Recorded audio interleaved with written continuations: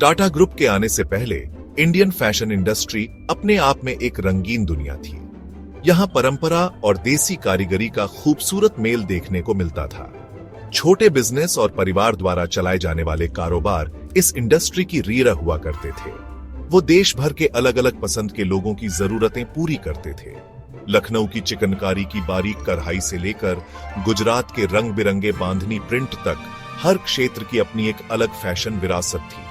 ये local business पीढ़ियों से चली आ रही विशेषज्ञता के दम पर फलते फूलते थे, जो परिवार में एक से दूसरे को मिलती रहती थी। उन्हें लोकल पसंद और ट्रेंड की गहरी समझ होती थी। उनके निजी टच और समुदाय से जुड़ाव ने ग्राहकों का एक बड़ा समूह बनाया, जो हमेशा उनके पास आता था। हालांकि इंडस्ट्री बिखरी हुई थी। वैश्विक स्तर पर प्रतिस्पर्धा करने के लिए संगठन और बड़े स्तर की कमी थी। बदलाव के लिए यह जीवंत लेकिन बिखरा हुआ परिदृश्य तैयार था। टाटा जैसे बड़े समूह का आगमन खेल के नियमों को फिर से परिभाषित करने वाला था। भारतीय फैशन उद्योग में पारंपरिक खिलाड़ियों के लिए एक नए युग का सामना करने का समय आ गया था। टाटा ग्रुप, एक ऐसा नाम जो भारतीय उद्योग का पर्याय बन गया है, ने 20वीं सदी के अंत में फैशन के क्षेत्र में अपना प्रवेश किया। यह रणनीतिक कदम इस समूह के लिए एक महत्वपूर्ण बदलाव का प्रतीक था, जो परंपरागत रूप से स्टील और ऑटोमोबाइल जैसे भारी उद्योगों से जुड़ा था। फैशन में टाटा के प्रवेश को कई अधिग्रहणों और ब्रांड लॉन्च द्वारा चिह्नित किया गया था। सबसे पहले और सबसे उल्लेखनीय अधिग्रहणों में से एक 1998 में वेस्टसाइड था।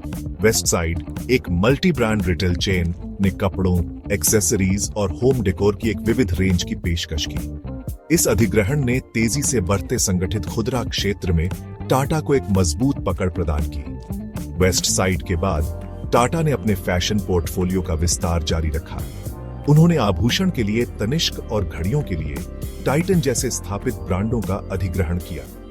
इन अधिग्रहणों ने टाटा को एक्सेसरीज और लग्जरी सामानों के आकर्षक क्षेत्रों में प्रवेश करने की अनुमति दी।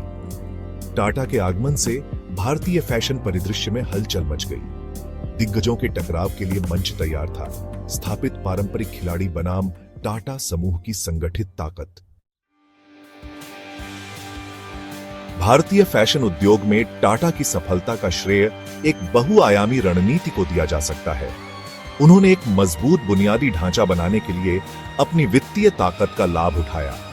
इसमें देश भर में खुदरा स्टोर का एक विस्तृत नेटवर्क स्थापित करना शामिल था। शहरी केंद्रों और शॉपिंग मॉल में रणनीतिक रूप से स्थित इन स्टोरों ने उच्च दृश्यता और उपभोक्ताओं तक आसान पहुंच प्रदान की। टाटा भारतीय उपभोक्ता की नब्ज को समझते थे।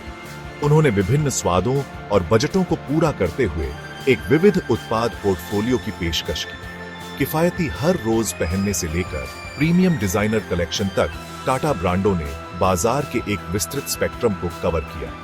टाटा के प्रभुत्व में मार्केटिंग और ब्रांडिंग ने महत्वपूर्ण भूमिका निभाई। उन्होंने आकांक्षात्मक ब्रांड इमेज बनाने में भारी निवेश किया। सेलिब्रिटी एंडोर्समेंट और हाई प्रोफाइल मार्केटिंग अभियानों ने उनके ब्रांडों को स्टाइल और क्वालिटी के प्रतीक के रूप में स्थान देने में मदद की। टाटा के आगमन से भारतीय फैशन उद्योग में संगठित खुदरा और आधुनिक व्यापार प्रथाओं का एक नया युग आया।